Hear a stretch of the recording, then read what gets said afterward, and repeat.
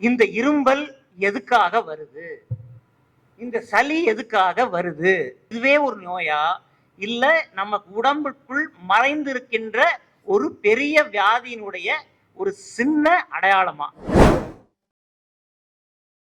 கோல்ட்ரஃப்ன்றது ஒரு cough syrup.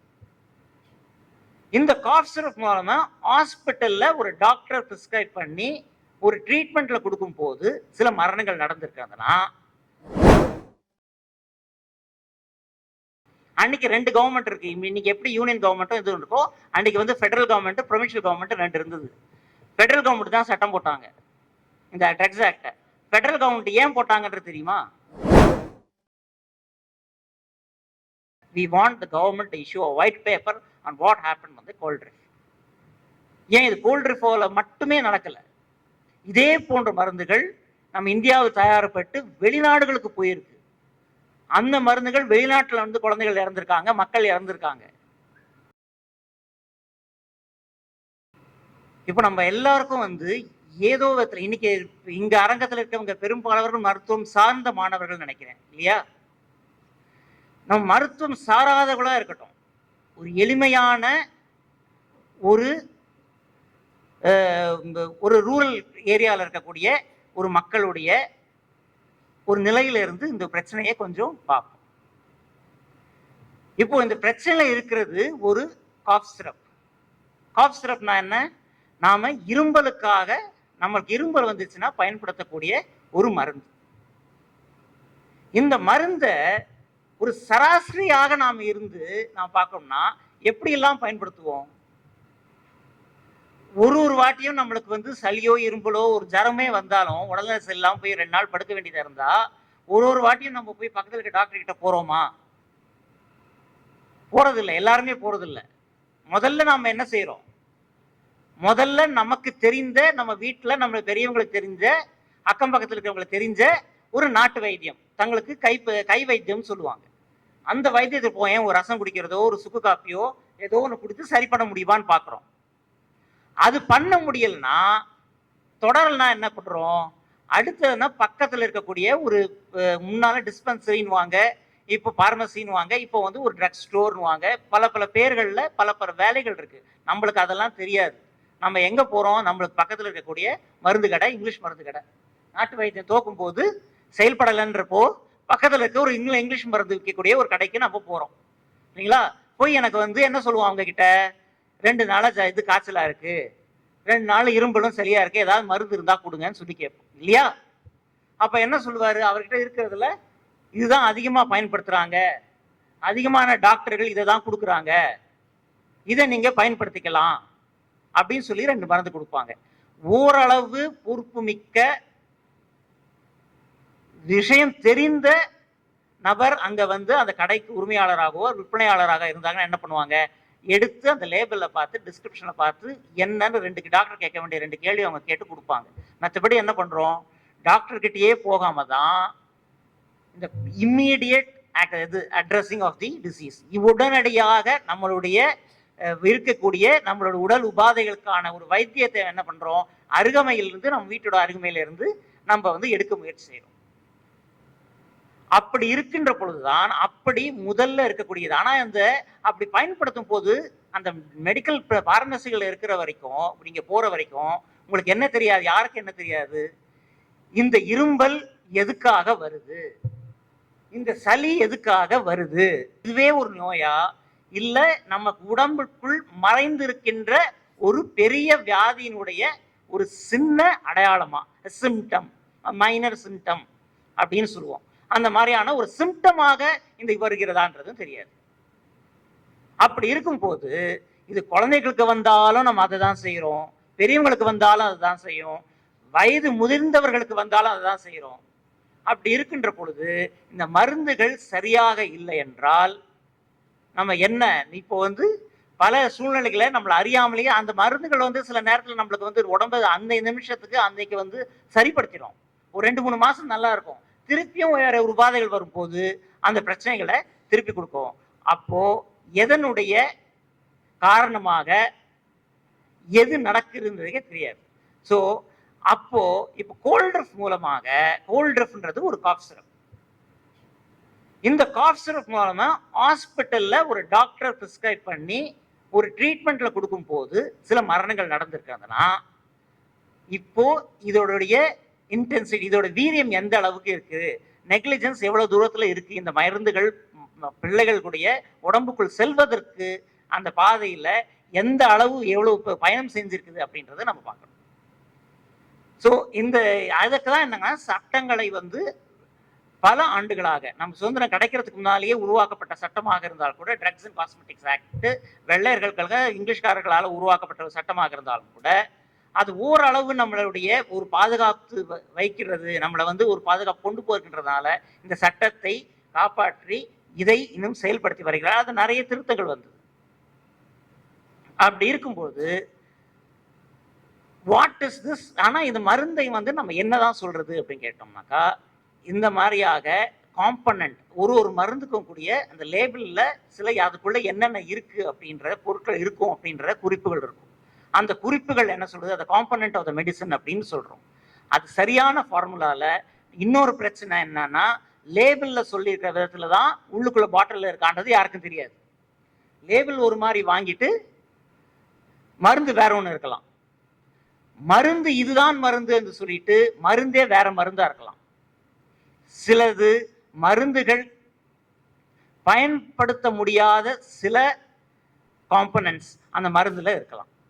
இப்போ இந்த பயன்படுத்த முடியாத சில காம்பனன்ட்ஸ், ஒரு மருந்துக்குள் எடுக்க முடியாத சேர்க்க முடியாத சில காம்பனன்ட்ஸ் அந்த இதுல இருந்ததுன்னா, அந்த மருந்துக்குள்ள இருந்ததுன்னா, இட் இஸ் அன் அடல்ட்ரேட்டட், ஒரு டாக்ஸிக், அதாவது பழைய காலாவதியான சில காம்பனன்ட்ஸ் இருக்கும். சில கெமிக்கல்ஸ், ஒவ்வொரு கெமிக்கலுக்கும் ஒரு லைஃப் டைம் இருக்கும். அந்த லைஃப் டைம் மாறும்போது அதுக்குடைய காலம் கடந்து போகும்பொழுது வரக்கூடிய அதனால் சில விளைவுகள் ஏற்படுத்தும்.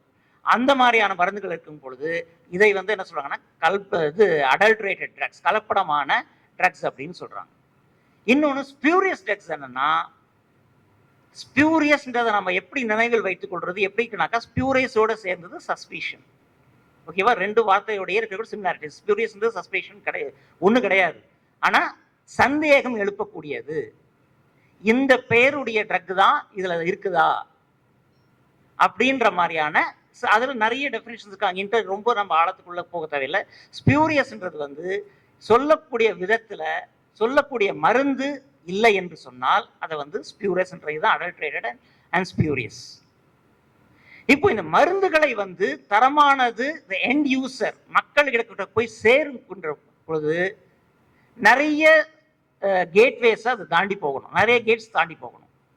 என்ன அது வேணும்னாக்கா, ஃபர்ஸ்ட் மேனுஃபேக்சர்கிட்ட இருந்து அது வெளியில வந்து லைசன்சிங், அப்ரூவல், மார்க்கெட்டிங், அதுக்கப்புறம் ப்ரிஸ்கிரிப்ஷன், டாக்டர் அட்வைஸ்க்குள்ள ப்ரிஸ்கிரிப்ஷன், அதுக்கப்புறமா தான் வந்து எண்ட் யூசரோட உடம்புக்குள்ள வந்து மருந்து போகுது.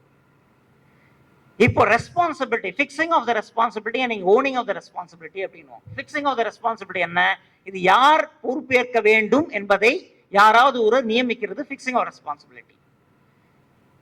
அவன் இது நடத்துறேன், நான் தயார் பண்ணி கொடுக்குறேன், இந்த பொருள் வந்து தரமானது தான், நான் தரமானது தான் கொடுப்பேன், இதுல பிரச்சனை வந்தா நான் தான் பொறுப்புன்னு நாங்கள் ஓனர்ஷிப் எடுத்தோம்னாக்கா it is owning the responsibility. Owning the ரெஸ்பான்சிபிலிட்டின்னு சொல்ற இடத்துல எத்திக்ஸ் வந்து பிளே பண்ணும். ஃபிக்ஸிங் த ரெஸ்பான்சிபிலிட்டின்ற சொல்ற இடத்துல சட்டங்கள் வந்து செயல்படும். இப்போ ஃபிக்ஸிங் த ரெஸ்பான்சிபிலிட்டி சொல்லும் போது என்ன பண்ணணும், என்னன்னா ஸ்டாண்டர்டைசேஷன், ஃபிக்ஸிங். மருந்துகளை நீங்கள் தயார்படுத்துகின்ற பொழுது நீங்க எப்படி அதை தயார்படுத்த வேண்டும், அதுல என்னென்னலாம் இருக்கணும், ஒரு இந்த நோய்க்காக இந்த மருந்துனா அதுக்குள்ள என்னென்ன இருக்கணும், இருக்க வேண்டிய விதத்தில் இருக்கிறதானா ஒரு நிறைய இது.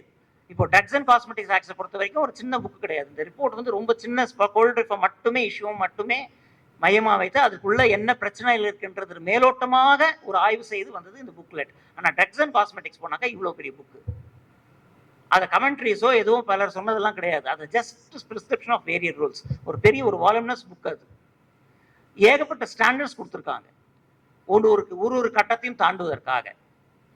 அந்த கட்டத்தை என்ன சொல்லணும்னாக்கா, இனிஷியல் பாயிண்ட்ல எங்க வருதுனாக்கா, மேனுஃபேக்சரிங் யூனிட்லயே என்ன பண்ணணும்னாக்கா டெஸ்டிங் லெபார்டரி இருக்கணும், அவங்க வந்து டெஸ்ட் பண்ணணும். தயார்படுத்துறாங்கனாக்கா தயார்படுத்தி வந்த பிறகு அந்த தயாரிக்க வேண்டிய விதத்தில் அந்த சட்ட விதிகள் படி, அதோட சயின்டிபிக் காம்போசிஷன்ஸ் படி, சயின்டிபிக்கோட பேராமீட்டர்ஸ் படி அந்த மருந்து இருக்கிறதா என்பதை சோதிக்க வேண்டிய பொறுப்பு யாருக்கு இருக்கு? முதல் கட்டத்துல தயாரிக்கின்ற நிறுவனத்துக்கிட்ட இருக்கு. நான் தயாரிக்கிற நிறுவனத்தை நானே எப்படி இது பண்ண முடியும், சோதிக்க முடியும்? அது சொன்னாக்கா கூட யார் நம்புவாங்க? சட்டம் என்ன சொல்லுதுன்னா, அந்த டெஸ்டிங் லெபார்டரி உங்களுக்குள்ளவே இருந்தால் கூட that should be independent of any other department. ஓனருடைய மருந்து தயாரிக்கின்ற நிறுவனத்தினுடைய உரிமையாளர்களுடைய நேரடி பாதுகாப்பில், நேரடி கண்காணிப்பில், நேரடி பொறுப்புல அந்த துறை ஒரு சுதந்திரமாக பொறுப்புமிக்க ஒரு அமைப்பாக இருக்க வேண்டும் அப்படின்னு சட்டம் சொல்லுது. அந்த இடத்துல அவங்க சர்டிஃபை பண்ணி சொல்லலாம். அப்படி சப்போஸ் ஒரு வேளை எங்க கிட்ட அந்த இது இல்லை அப்படி நாங்கள் ஒரு இண்டஸ்ட்ரியில எங்களுக்காக தனியாக ஒரு யூனிட் வைக்கல அப்படின்னா, அட்லீஸ்ட் அது டெஸ்டிங்காக ஒரு இண்டிபெண்ட் ப்ரொஃபஷனல் எதாவது இருந்தா அவங்க மூலமா லைசன்சிங் வாங்கிட்டு, அவங்க மூலமா டெஸ்டிங் கிளியரன்ஸ் வாங்கிட்டு, அதுக்கப்புறமா அந்த ரிப்போர்ட்டோட சேர்ந்து தான் கொண்டு போய் அரசு கிட்ட அப்ரூவல் கொடுக்கணும்.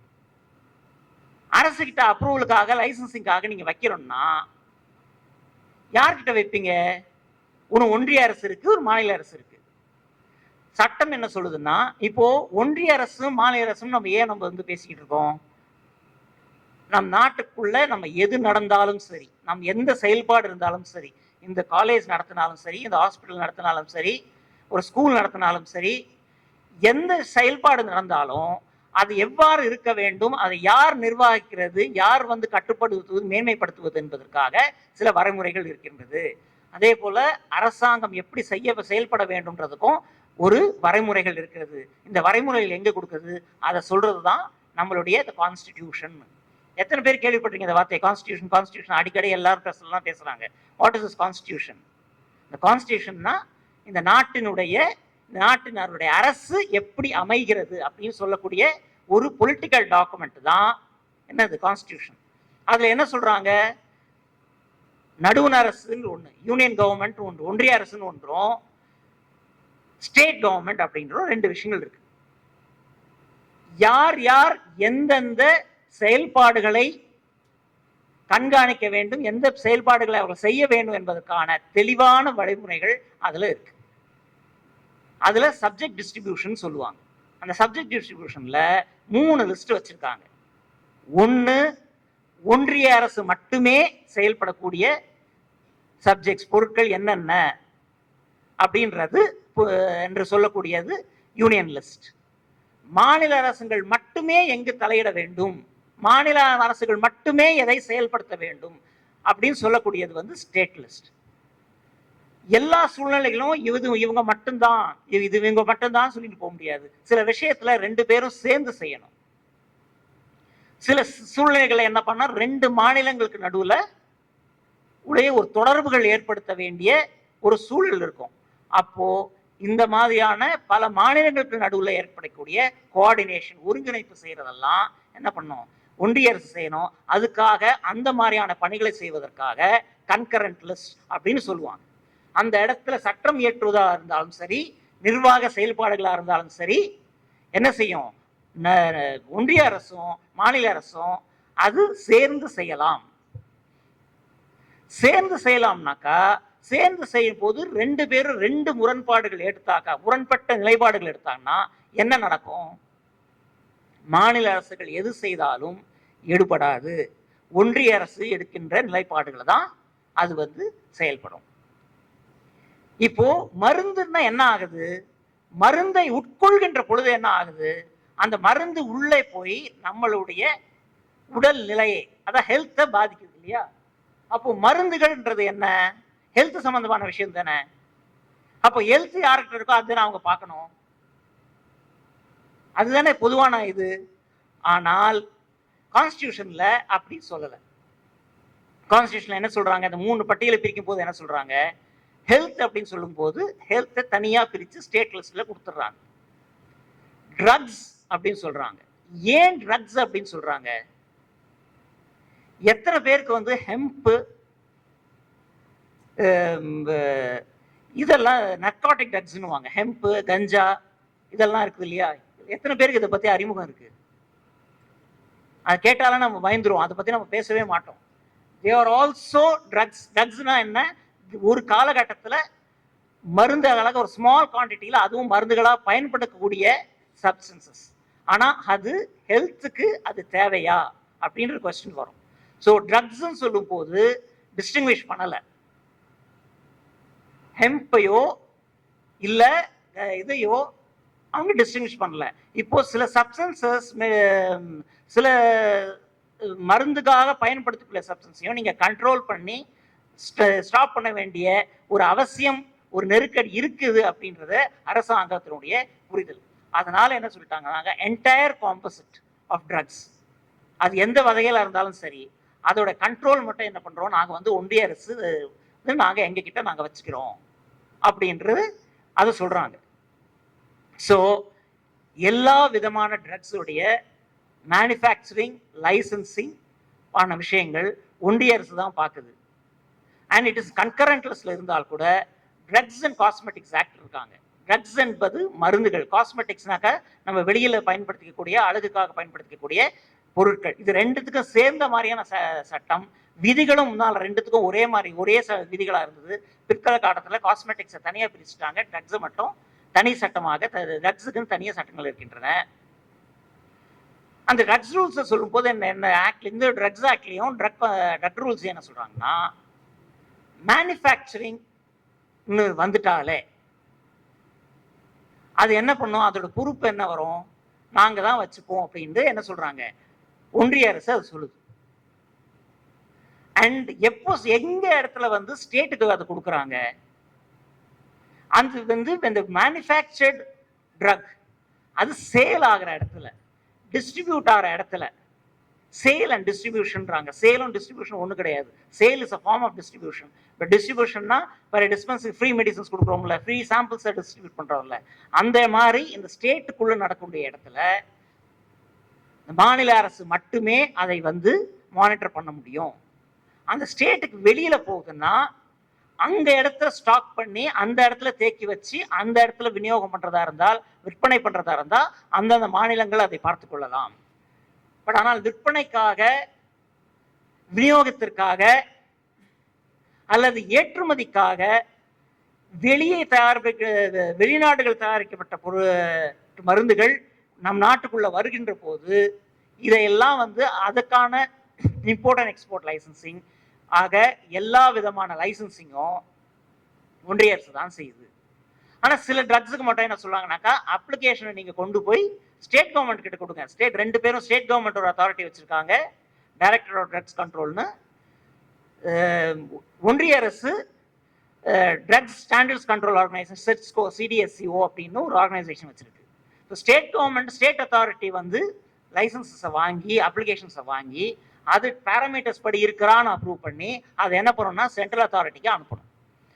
அப்போ சென்ட்ரல் அத்தாரிட்டி ஸ்டேட் கவர்மெண்ட் கொடுத்த ரிப்போர்ட் கரெக்டா இருக்குதா, அது பேராமீட்டர்ஸ் படி இருக்குதா அப்படின்றது அவங்களுடைய ஓன் லெபார்டரிஸ் வச்சு அவங்க வந்து என்ன பண்ணணும், அவங்க வந்து ஆய்வு செய்து பேராமீட்டர்ஸ் சரியா இருக்கு, ஏற்றுக்கொள்ளலாம் அப்படின்னு சொன்னோம்னாக்கா அவங்க தான் ஆக்சுவலா லைசன்ஸை கொடுக்குறாங்க. இந்த ரிப்போர்ட்டை அப்ரூவ் பண்ணி அவர்கள் என்ன செய்யறாங்க, அவங்க லைசன்ஸை இஷ்யூ பண்றாங்க. அவ்வாறு இவ்வளோ ஒரு செக்மெண்டிங், இவ்வளோ ஒரு ஸ்ட்ரக்சர் ஒன்று வச்சிருக்காங்க.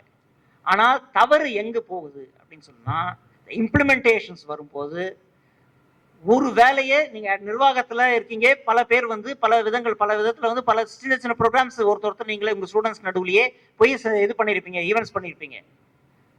அப்படி நீங்க பண்ணும்போது என்ன பண்ணுவீங்க, ஒருத்தருக்கு தனித்தனியா அலோகேஷன்ஸ் இருக்குமா, ஒருத்தருக்கும் ஜாப் அலோகேஷன்ஸ், ரோல் அலோகேஷன்ஸ் இருக்குமா? ஒரே ரோலை ரெண்டு பேருக்கு கொடுத்தா என்ன ஆகும், அவர் செய்வாருன்ட்டு நாம செய்ய மாட்டோம், நாம செய்வோம்ட்டு அவர் செய்ய மாட்டோம், சரியா?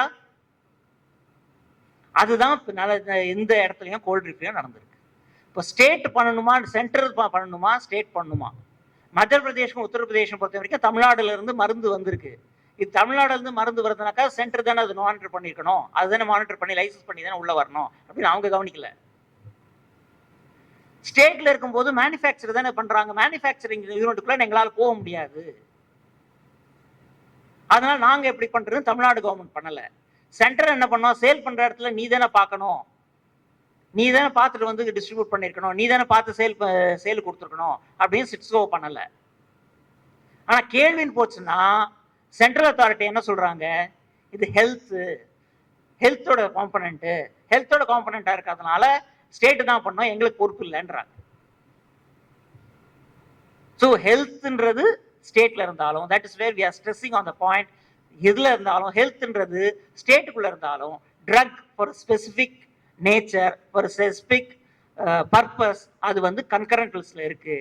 கன்கரண்ட் லிஸ்ட்ல இருந்தாலும் ட்ரக் ஆக்ட் கீழே, ட்ரக் ரூல்ஸ் கீழே அது மேனுஃபேக்சரிங் பாயிண்ட்டை சென்ட்ரல் கவர்மெண்ட் தான் டெஸ்ட் பண்ணணும் அப்படின்றதுல ரொம்ப தெளிவா இருக்கிறதுனால ஸ்டேட்டால உள்ள போக முடியாது. அப்படியே ஸ்டேட்டுடைய அவர்களுடைய ட்ரக் இன்ஸ்பெக்டர் வச்சு நாங்க இது பண்ணோம்னாக்கா என்ன பண்ணணும், சென்டர் கால் பண்ணாதான் அவங்க டீம்ல ஜாயிண்ட் கமிட்டியா இவங்களால போக முடியும். அதனாலதான் வெவ்வேறு இடத்துல வந்து வெவ்வேறு அதிகாரிகள் வந்து இந்த நியூஸ் ரிப்போர்ட்ஸ் நம்ம பார்த்தோம்னா வெவ்வேறு விதமா ரிப்போர்ட்ஸை கொடுத்துட்டு இருப்பாங்க.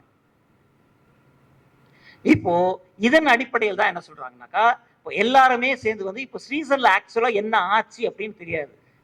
ஆரம்பத்துல ஒரு பெரிய குழப்பமும் இருந்தது. இது வந்து கோல்ட் ட்ரிப் வந்து இப்போ கொண்டு வந்தாங்களா, ஏன் இந்த பிரச்சனை கோல்ட் ட்ரிப் இப்போ வந்து இப்படி வந்திருக்கு, இத்தனை வருஷமா இல்லையா அப்படின்ற பிரச்சனைலாம் வந்தது. அப்ப என்ன சொல்றாங்கனாக்கா, நியூ ட்ரக் புதிதாக வந்த ஒரு மருந்து அப்படின்னா அந்த மருந்து எப்போ வந்து திஸ் நியூ ட்ரக்னு நம்மளால சொல்ல முடியும் கேட்டாக்கா, ஃபர்ஸ்ட் லைசன்சிங் நீங்க எப்போ வாங்குறீங்க. ஃபர்ஸ்ட் லைசன்ஸ் நீங்க வாங்கினது வந்து 4 வருடங்களுக்கு அதை வந்து நியூ ட்ரக்னு சொல்லலாம். 4 வருடங்கள் தாண்டி போச்சுனாக்கா அதை நியூ ட்ரக்னு நம்மளால சொல்ல முடியாது. அப்போ அது சென்டரோட பர்வியூலும் சேல்ஸ்க்கு வரும்போது அதோடைய சென்டரோட டைரக்ட் மானிட்டரிங்ல அது இருக்காது. அப்போ நியூ ட்ரக்னாக்கா புதுசா லைசன்ஸ் வாங்குறோம், இது புதுசா தயாரிக்கப்பட்ட மருந்து தான் நியூ ட்ரக்கா இல்ல வேற எது வரும். இப்போ சப்போஸ் ஒரு மருந்து இருக்கு, ரொம்ப காலமா பயன்படுத்திட்டு இருக்காங்க, ஆனா ஏதோ ஒரு காரணங்களுக்காக நம்ம அடாப்டேஷன் தியரியை பத்தி தெரியும் இல்லையா, ஒரு மருந்து இருக்குன்னா கொடுத்துருப்பாங்க, நோய்க்கு கொடுத்துருந்தோம்னாக்கா அதுல இருக்கக்கூடிய அது ஒரு வைரஸோ அது பாக்டீரியா அது காரணமாக இருந்ததுன்னா அந்த ஒரு மருந்துகள் நம்ம கொடுக்கும் போது ஒரு செல்ஃப் இம்யூனிட்டி அந்த பாக்டீரியா எடுத்துக்கும், மருந்து வேலை செய்யாது. 5 வருஷத்துக்கு ஒரு மருந்து இருந்ததுனாக்கா 6வது வருஷம் அந்த மருந்து வந்து செயல்படுமான்றது தெரியாது. கொரோனா அப்போ நான் நிறைய பார்த்துருக்கோம், வேக்சின்ஸ் போட்டுட்டு இருந்த ஒரு டோசேஜ் வந்து ஒரு பீரியடுக்கு அப்புறமா வந்து அந்த வேக்சின் செயல்படலைனாக்கா காரணம் என்ன, அது இம்யூனிட்டி வந்துருச்சு. ஸோ மனிதர்களே அது வந்து ஹர்ட் இம்யூனிட்டி, அந்த வைரஸ்க்கு மனிதர்கள் ஹர்ட் இம்யூனிட்டி பண்ற மாதிரி வைரஸ் இம்யூனிட்டி எடுக்குது. அப்ப என்ன பண்ணும், அந்த மருந்துல சில காம்பனன்ட்ஸை நீங்க சேஞ்ச் பண்ணணும், அடாப்ட் பண்ணி சேஞ்ச் பண்ணணும். அப்போ ஏற்கனவே இருந்த மருந்துகள்ல காம்பனன்ட்ஸை நீங்க சேஞ்ச் பண்ணி அதோட ஃபார்முலாவை மாத்தி நீங்க கொடுத்தீங்கன்னா அது நியூ ட்ரக்கா இல்லையா? அப்பொழுதும் அது நியூ ட்ரக் தான். ஃபார்முலா மாத்தி மாற்றப்பட்ட ஃபார்முலாவுக்கு கீழே நீங்க வந்து ஒரு ட்ரக்கை நீங்க வாங்குறது, ஒரு லைசன்சிங் வாங்கினீங்கன்னாக்கா அந்த நாள் முதல் அந்த மாறுபட்ட அந்த ஃபார்முலாவுக்கு 4 வருஷமாக அது வந்து it will be a new drug. ஓகேங்களா? இப்போ கோல்ட் ட்ரிப்ல பிரச்சனை என்ன ஆச்சு, ரிப்போர்ட்ஸ் என்ன சொல்லுதுன்னா எங்கேயுமே யாருக்கிட்டுமே வந்து தெளிவான முடிவுகள் இல்லை. கோல்ட் ட்ரிப் ரீசன் கம்பெனின்ற ஒரு கம்பெனி எத்தனை வருஷமா வேலை செஞ்சு கிடையாது, பட் நியூஸ் ரிப்போர்ட் சொல்றதுதான் நம்ம நம்பிக்கிட்டு இருக்கோம். அவங்க என்ன சொல்லுவாங்கன்னாக்கா, பல ஆண்டுகளுக்கு முன்னாலேயே அந்த ட்ரக்குக்கு வந்து லைசன்ஸ் ஆகி சில காலத்துல தடைப்பட்டு அது மீண்டும் தொடங்கப்பட்டு 2016 கடைசியா வந்து ஒரு ரினிவல் வாங்கியிருக்காங்க. 2016 அவங்க ரினிவல் வாங்கியிருக்காங்கனாக்கா இப்போ அந்திலிருந்து 2010 2020 முடிஞ்சு போச்சு. இப்போ வந்துக்கூடிய இதுல வந்து இதை வந்து அது நியூ ட்ரக் கிடையாது. ஆனா இதை ஸ்டேட் செய்யணுமா சென்டர் செய்யணுமானாக்கா, மேனுஃபேக்சரிங் என்ற கணக்கு வந்துட்டாலே நியூ ட்ரக்கா இருந்தால் கூட சென்ட்ரல் அத்தாரிட்டி தான் அது வந்து இன்ஸ்பெக்ஷன் செய்யறதோ அத்தாரிட்டி கொடுக்கறதோ இருக்கு. சரி ரைட்டு, பண்ணலாம், பண்ணியாச்சு, லைசன்சிங்லாம் கூட எல்லாம் கரெக்டா பர்ஃபெக்டா பண்ணி கொடுத்துட்டோம். அப்போ நடுவுல ஏதாவது ஆச்சுன்னா என்ன பண்றது? நீங்க லைசன்சிங் படிதான் இந்த மருந்து தயாரிக்கப்படுகிறதா அப்படின்னு தெரியும். யாராவது சமீபத்தில் உங்களுக்கு புதுசா வீடு கட்டினவங்களா இருந்தாலும் சரி, ஏதாவது வீடு கட்டப்படுறது நண்பர்களுக்கோ உறவினர்களுக்கோ வீடு புதுசா வீடு கட்டுறீங்கனாக்கா தெரிஞ்சிருக்கும். இன்ஜினியரிங் கிட்ட போய் நீங்க வந்து ஒரு பிளான் அப்ரூவல் வாங்கிட்டு வந்துருவீங்க. அப்ரூவல் வந்த பிறகு என்ன சொல்லுவாரு, ஒரு பில்டர் ஒரு சாதாரண லெவல்ல ஒரு ஒரு பில்டர் கிட்ட சொன்னாக்கா என்ன சொல்லுவாங்க, இதெல்லாம் இன்ஜினியர் ரிப்போர்ட் கொடுத்துட்டாரு சரி, பட் ஆனால் ஃபீல்டு எங்களுக்கு இது சரியில்லை அது சரியில்லை, அதனால கொஞ்சம் நாங்கள் மாற்றிக்கிறோம், இதை இப்படி கொஞ்சம் சரிப்படுத்திக்கிறோம் அப்படின்னு சொல்லுவாங்கல்ல. அந்த மாதிரி நீங்கள் லைசன்சிங் வாங்கின பிறகு இதை மாற்றினீங்க, அந்த ஃபார்முலா மாற்றினா என்ன பண்ணுறது? அப்போ என்ன சொல்றாங்க, ஒரு பேட்சும் நீங்கள் சரியாக டெஸ்ட் பண்ணணும். And once in every year ஆண்டுக்கு ஒரு முறையாவது எத்தனை ப்ரொடக்ஷன் யூனிட்ஸ் இருக்கோ அத்தனை ப்ரொடக்ஷன் யூனிட்ஸையும் நீங்க வந்து போய் மானிட்டர் பண்ணணும், அவங்கள போய் இன்ஸ்பெக்ட் பண்ணணும், அவங்க ஸ்டாண்டர்ட்ஸை மெயின்டைன் பண்றாங்களான்றதை பார்க்கணும் அப்படின்றதும் விதிகள். அது செய்யப்பட்டிருக்கானா இதுவரை அது முழுமையாக செயல்படவில்லை. சென்ட்ரல் அத்தாரிட்டி வந்து இதுவரையும் வந்து நம்ம கிட்ட இன்ஸ்பெக்டும் பண்ணதில்லை. ஸோ இதனுடைய தொகுப்பாக தான் என்ன சொல்றோம்னாக்கா, முதல்ல நாங்க என்ன சொல்றோம்னாக்கா, மாநில அரசுக்கு சரி ரைட் நடந்து போச்சு, நடந்து முடிஞ்சதை வந்து நம்மளால வந்து சரி இது பண்ண முடியாது. அது இன்வெஸ்டிகேஷன் போச்சு, எஃப்ஐஆர் போட்டாச்சு, இன்வெஸ்டிகேஷன் பண்ணியாச்சு, இன்வெஸ்டிகேஷன் ரிப்போர்ட் வந்தாதான் எங்களுக்கு முழு தகவலும் தெரியும். வரது வரட்டும். ஆனா ஸ்டேட் கவர்மெண்ட் நீ நம்ம ஹெல்த்ல நம்மளுடைய state Tamil Nadu we are doing the best performing country state, we are the leading the state அப்படின்னு சொல்ற இடத்துல உங்க தமிழ்நாட்டுக்குள்ள இருக்கக்கூடிய ஒரு இண்டஸ்ட்ரி தவறா செயல்பட்டு வந்திருக்கே, கொஞ்சமாச்சு இது வந்து நம்மளுக்கு ஒரு நெருடலை கொடுக்கலையா? இதுக்கு நீங்க என்ன நடந்ததுன்றது மக்களுக்கு நீங்க சொல்ல வேண்டாமா அப்படின்ற ஒரு கேள்வி எல்லார்கிட்டையும் இருக்கு. அதனாலதான் நாங்க என்ன கேட்கிறோம்னா, குறைந்தபட்சம் என்ன நடந்தது என்பதற்காக ஒளிவு மறைவு இல்லாத ஒரு அறிக்கையை அரசு கொடுக்க வேணும் அப்படின்றது நம்ம கேட்கிறோம். We want the government to issue a white paper on what happened on the cold reef. ஏன் இது கோல்ட் ரிஃப்ல மட்டுமே நடக்கல, இதே போன்ற மருந்துகள் நம்ம இந்தியாவில் தயாரிப்பட்டு வெளிநாடுகளுக்கு போயிருக்கு. அந்த மருந்துகள் வெளிநாட்டுல வந்து குழந்தைகள் இறந்திருக்காங்க, மக்கள் இறந்திருக்காங்க. பல மாநிலங்கள்ல இதே மாதிரியான பிரச்சனைகள் நிறையவே நடந்திருக்கு. இன்று வரை அது கேட்பார் இல்லாமல் சென்று கொண்டிருக்கிறது. ஏதாவது ஒரு இடத்துல நம்ம வந்து ஒரு ஃபிக்ஸிங் ஆஃப் த பாயிண்ட் இனியும் நம்மளால பொறுக்க முடியாதுன்ற அளவில் நம்ம ஏதாவது கேள்வி கேட்டாக வேண்டும் அப்படின்ற ஒரு பொருட்புணர்ச்சியில் தான் சொல்லுங்க, பதில் சொல்லுங்க அப்படின்றது நாம கேட்கிறோம். இன்னொன்னு ஃபிக்ஸிங் த ரெஸ்பான்சிபிலிட்டின்னு சொல்ற இடத்துல ஒன்றிய அரசு செய்யுமா மாநில அரசு செய்யுமான்றது கிடையாது. மேனுஃபேக்சரிங் பாயிண்ட் ஒரு காலத்துல 1947ல 1950ல 1960ல ஒரு ஹசார்ட் இருந்தது, ஒரு பிரஷர் இருந்தது கவர்மெண்ட்டுக்கு. என்ன பிரஷர் இருந்தது? அன்னைக்கு மாநிலங்கள் முழுமையாக வளர்ச்சி அடையவில்லை. ஏன் இந்தியா ஆஸ் அ ஹோல் ஒரு முழு நாடாகவும் அன்னைக்கு வந்து டெவலப் ஆகல. கான்ஸ்டியூஷன் எழுதும் போது 1946 இந்தியா சுதந்திரம் அடைகிறதுக்கு முன்னாலே கான்ஸ்டியூஷன் எழுதுறதுக்கான வேலைகள் ஆரம்பிச்சு விட்டது. அன்று தொடங்கி என்ன ஆகுனாக்கா 60s 70s வரைக்குமே வந்து பெரிய ஒரு டெவலப்மெண்ட் அங்க நடக்கல. ஸோ ரிசோர்சஸ் எல்லாமே வந்து வெளிநாட்டுல இருந்து முதல்ல நேஷனல் கேபிட்டல் அதாவது டெல்லிக்கு வந்து டெல்லியிலிருந்து தான் ஸ்டேட்ஸுக்கு டிஸ்ட்ரிபியூட் ஆகணும் அப்படின்ற ஒரு நெருக்கடி. அட்வான்ஸ்மெண்ட்ல இப்பதான் அன்னைக்கு இருந்த லிட்ரஸி அண்ட் இல்லிட்ரஸியோட ரேட்டை கம்பேர் பண்ணும்போது லிட்ரஸி ரொம்ப கம்மியா இருந்தது.